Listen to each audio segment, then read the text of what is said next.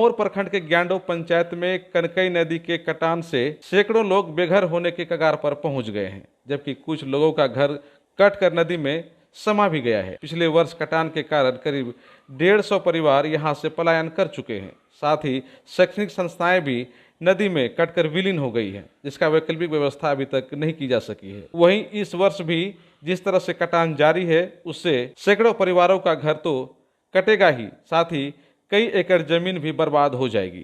स्थानीय जनप्रतिनिधियों एवं पीड़ित परिवारों ने सरकार से तत्काल इस ओर ध्यान देने की मांग की है, ताकि कटान से इस इलाके के लोगों को राहत मिल सके। नमस्कार, मैं सनोज कुमार। इस वक्त मैं मौजूद हूं अमोर प्रखंड के ग्यांडो पंचायत अंतर्गत सिमलबाड़ी नगरा टोला कनकई नदी के तट पर। आपको बता दें कि प्रखंड क्षेत्र की प्रमुख नदियों में से एक कनकई नदी भी है। हालांकि ये महानंदा से छोटी नदी है, लेकिन कटाव की बात करें तो महानंदा से बढ़कर कनकई नदी कटाव करती है। ये सिमलबाड़ी घाट जो है, मतलब कि नगरा टोला पैठान टोली, तकरीबन पिछले वर्ष बाढ़ की त्रासदी से लगभग 150 परिवारों का जो ये घर था, एक टोला था, समाज था, गांव था, नदी कटाव में कटकर विलीन हो गया। दूसरी ओर मुख्यमंत्री सड़क मार्ग भी था इस ओर से, जो सड़क भी कटकर विलीन हो गया। ऐसे में आप तस्वीरों में देख सकते हैं, एक 4 व्हीलर जो आ रही थी वो किस प्रकार से खेत की पगडंडी रास्ता से आ रहा था। जाहिर सी बात है, ऐसा इसलिए हो रहा है क्योंकि नदी कटाव रोकने के लिए वैकल्पिक इंतजाम का ना होना, कटाव निरोधी कार्य, जियो बैगिंग कार्य, बोल्डर पिचिंग कार्य का ना होना, जिनसे इस पैठान टोली का प्राथमिक विद्यालय भी पिछले वर्ष नदी कटाव में कटकर नदी में विलीन हो गया। ऐसे में उस स्थान पर, उस विद्यालय के जगह पर जो मतदान केंद्र बना था, वह भी चलंत मतदान केंद्र बना। आपको मैं दिखाना चाहता हूँ, ये जो आप तस्वीर देख रहे हैं, ट्रैक्टर लगी हुई है, 2, 3, 4 4 व्हीलर भी है इस जगह पर। ये सारी गाड़ियाँ बस इस पार ही है। एक्चुअली कनकई नदी का मुख्य धारा के अलावा एक और भी धारा निकल गया है, जो आप चचरी पर देख रहे हैं, वो चचरी है। उसके बगल से जो ये आप देख रहे हैं, मतलब कीचड़ युक्त रास्ता, ये एक धारा है कनकई का, छोटी सी धारा, जहाँ लोग पहले तो चचरी पर सवार होकर आवाजाही करते थे, लेकिन चचरी पर अब बाइक भी चलना मुश्किल हो गया। दूसरी ओर बड़ी गाड़ियों का परिचालन ऐसे में ठप हो गया है, क्योंकि आप देख सकते हैं ये सड़क जो बनाया गया था मिट्टी डालकर, ये कीचड़ युक्त हो गया, जिस कारण सभी गाड़ियां इस प्रकार बाहर खड़ी है, मतलब कनकई नदी की छोटी धारा के इस पार खड़ी है। माल नदी ट्रैक्टर है। आगे जो आप तस्वीर देख रहे हैं, वहाँ पर वो जो कंस्ट्रक्शन का काम चल रहा है, वहाँ पर टावर का निर्माण होना है। दरअसल ये जो आप टावर देख रहे हैं, ये टावर कनकई नदी की धारा में कटकर टावर विलीन हो सकता है, गिर सकता है, धराशायी हो सकता है। ऐसे में नया टावर का निर्माण हो रहा है, जिसका मटेरियल ट्रैक्टर पर लदा है। अब इस मटेरियल को उस पार जाने में भी काफ़ी मुश्किलों का सामना। यूँ कहें मिला जुला कर, यहाँ की मुख्यमंत्री सड़क जब नदी में विलीन हो गई, फिर भी प्रशासन ने कोई सूद नहीं लिया, ना यहाँ जियो बैगिंग हुआ, ना ही बोल्डर पिचिंग हुआ।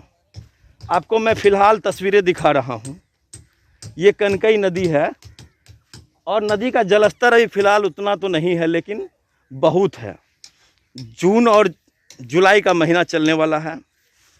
मानसून सत्र प्रारंभ होने के बाद बाढ़ आएगी, नदी कटाव तेज होगा। ऐसे में जो कुछ 5-10 घर बचे हुए हैं पैठान टोली ग्यांडो पंचायत, ये घर भी विलीन हो जाएंगे। आपको मैं उस घर की तस्वीरें दिखा रहा हूँ, आप देखिए। जी हाँ, ये जो घर आप देख रहे हैं, मकान मालिक अपने घरों को अभी से ही तोड़कर अन्यत्र पलायन करने की सोच रहे हैं। भला क्यों ना वो अन्यत्र पलायन करें, क्योंकि नदी में बाढ़ आने का संभावना 1 महीने के अंदर है। जब बाढ़ आएगा, नदी कटाव होगा, तो ये लोग घर द्वार अपना तोड़ ताड़ कर पहले ही चले जाए ताकि नदी में विलीन ना हो जाए। तो इस प्रकार यहाँ पर जो पैठान टोली था, नगरा टोला था सिमलवारी, पूरा अस्तित्व ही खत्म हो गया। लेकिन फिर भी बीते वर्ष बाढ़ की समाप्ति के बाद भी यहाँ पर प्रशासन ने किसी प्रकार का कोई ठोस कार्य कटाव निरोधी के लिए नहीं किया। कौन सा गांव छी? सिमलवारी नगरा टोला। अच्छा, ये कनकई नदी का कटाव के कारण आप घर तोड़ रहे हैं? हाँ। तो कहाँ जाएंगे आप घर तोड़ के? घर तो ये कतहु रही हो, कतहु कोई थे रह गया करती, कतहु सुखारी में अपने तक। कितना कमरा घर था आपका? 5 कमरे। 5 कमरा घर था। तो वही डर से आप लोग भाग रहे हैं, भाग रहे हैं। नहीं तो नदी में समा जाएगा घर। हाँ। लगभग कितने लोग घर तोड़ रहे हैं यहाँ पे भी? अभी यहाँ 100-150 लोग थे। मतलब सब मन बनाया है कि तोड़ के चले जाएंगे। चला गए। हाँ, अभी नगर में नहीं, यहाँ कोई गया नहीं, की करती चाला दी सर कांती में कतहु रहते। ये बद्री शर्मा। अच्छा, ये जो गांव है हाँ। ज्ञानडो पंचायत का नगरा टोला है सिमलवारी। अच्छा, ये जो निर्माण कार्य हुआ है कैसे हुआ? ये निजी पैसा से सब कोई चंदा दे करके किसी तरह से ये जियो बैगिंग का बोरा डाले हैं ताकि कटाव रोका जा सके। जी। क्या स्थिति है ये कनकई नदी का? अभी फिलहाल पानी कैसा है नदी में? बढ़ गया है, लेकिन बहुत खराब ये नदी है सर। जिधर भी जाता है तो सबको तबाह तबाह कर देता है। तबाह कर देता है। पिछले साल कितना घर कटा था? पिछले साल तो करीब 300। हाँ, 300 घर कट गया। हाँ, अभी भी लोग घर काट रहा है। अभी भी कट रहा है। लोग घर काट के जा रहे हैं यहाँ से। जा रहे हैं नदी के डर से।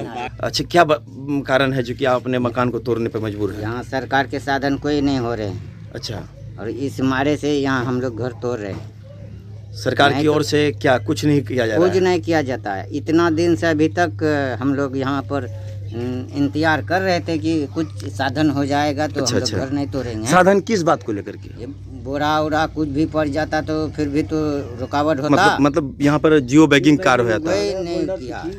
नदी मार्ग में, नदी मारे में, मतलब बगल में किनारे में कोई कार्य नहीं हुआ। कोई कार्य नहीं हुआ। अब क्या घटना है? पिछले साल क्या हुआ था बताइए तो। पिछले साल तो 300 घर कट गया तो एक लाभ नहीं मिला यहाँ पर। लगभग 300 घर कट गया। 300 घर कट गया है। अच्छा, ये कौन सा गांव था? ये नगरा टोला, सिमरवारी नगरा टोला। लगभग सभी घर कट के खत्म हो गए। देखते हैं सारे घर वहाँ पर परथन है, उधर भी चले गए हैं सारे। उन लोग कहाँ रहता है अभी? अभी उधर रहते हैं, उधर घर बना करके। तो आप भी नदी कटाव की जद पर आ गए हैं, आ गए हैं, इसलिए घर तोड़ रहे तोड़ हैं। रहे हैं। कब बनाए थे घर को आप? 3 साल हुआ है। 3 साल पहले बनाए, तोड़ रहे हैं। कितना कमरों का घर है? हैं? कितना कमरा घर है ये? 5 कमरा घर है। 5 कमरा घर है। 5 कमरा। कितना लागत आया होगा बनाने में? इसमें 4 लाख रुपए। 4 लाख रुपए खर्च किया था आपने, जी, लेकिन आज तोड़ने पे मजबूर है। मैं मजबूर है। तो कहाँ जाएंगे तोड़ करके आप? अब कहीं तो साधन करना ही पड़ेगा नहीं। तो तोड़ने का कारण ये है, यदि आप समय पर नहीं तोड़ के हटाते हैं, हटाते हैं तो ये तो नदी में गिर जाएगा। नदी में गिर जाएगा। गिर जाएगा सारे। क्या हुआ था पिछली बार? विद्यालय का क्या हुआ था? कुछ नहीं मिला, आज तक कुछ नहीं मिला नहीं, है। विद्यालय का क्या हुआ था? विद्यालय का, वो विद्यालय क्या हुआ उसका? गिर गया, नदी में बह गया, विलीन हो गया। विलीन हो वैसे ही ये भी घर भी ध्वस्त हो जाता है। गिरने वाले हैं। आप देखते हैं ना, पूरा ठोकर यहीं पर है। यह है कि इसका घर नदी के बगल में आ गया है। नदी में कोई साधन सरकार द्वारा अभी तक नहीं हुआ। जैसे बोरा पिचिंग, बोल्डर पिचिंग हो जाता तो बेचारे को 5 साल 10 साल रहने का उम्मीद होता, लेकिन कोई उम्मीद नहीं है सरकार की तरफ से, इसलिए बेचारा अपना घर तोड़ के दूसरे जगह पलायन कर रहे हैं। ये बिल्डिंग है, अगर बिल्डिंग अभी समय पर नहीं तोड़ता है तो सैलाब में तोड़ नहीं पाएगा, नदी में विलीन हो जाएगा ये, इसलिए बेचारा पहले ही तोड़ के जा रहा है ये। अच्छा, पिछले साल जब बाढ़ आई थी क्या तबाही हुई थी यहाँ पे, उस मंजर को बताइए। यहाँ काफ़ी तबाही हुई थी। करीब 300 घर कट के नदी में गिर गया। कोई इधर भाग रहा था, कोई उधर भाग, बहुत परेशानी हुई। जान माल भी बहुत परेशानी हुआ, नदी में बहुत तबाही हुई थी यहाँ पे। देखिए, पिछले कई सालों से सिमलवारी में, तालवारी में, बल्कि सच तो ये है कि पूरे सीमांचल में सबसे घनी नदियाँ वो हैं अमोर और बैसा में, और यहाँ तांडव मचाती है महानंदा भी, कनकई भी, दास भी और परमान भी। ये नदियाँ भीषण कटाव कर रही हैं। और जहाँ नंगरा टोला के बारे में बोले, वहाँ लगभग 200 लोग विस्थापित पिछले साल हो चुके हैं, और 2016, 17 और 20 में वहाँ भीषण कटाव हुआ है। और हम लोगों ने, जब मैं विधायक नहीं था तब भी इस मुद्दे को उठाया था उस इलाके में आकर, और विधायक बनने के बाद यहाँ ब्लॉक से लेकर पूरे विभाग तक, हत्ता के मुख्यमंत्री जी तक भी हम लोगों ने गुहार लगाया कि आप योजना बनवाइए। इसमें लापरवाही क्या हुई है? सबसे बड़ी लापरवाही ये हुई है कि सीओ ने बर वक्त यहाँ पर जो आपदा को देखते हैं यहाँ की सही रिपोर्ट तैयार नहीं की, और जल निस्सरण विभाग के लोगों ने भी यहाँ के कटाव की कोई योजना नहीं बनाई। मैंने जब जिला परिषद की मीटिंग में इस बात की शिकायत की तो वहाँ से जेई को भेजा गया, एग्जीक्यूटिव को आने के लिए कहा गया था, एग्जीक्यूटिव बहाना बनाकर रह गया, और जेई को मैंने पूछा कि योजना क्यों नहीं बनाए, तो उसने कहा कि सर हम लोगों ने इस स्पोर्ट को देखा ही नहीं था।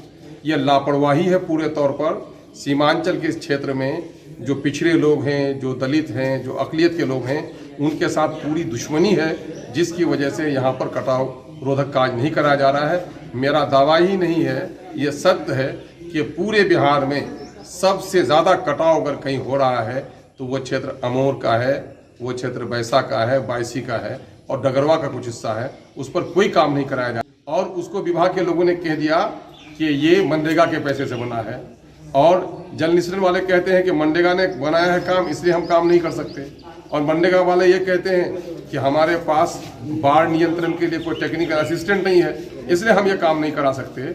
नतीजा हुआ कि वो काम नहीं हो सका है।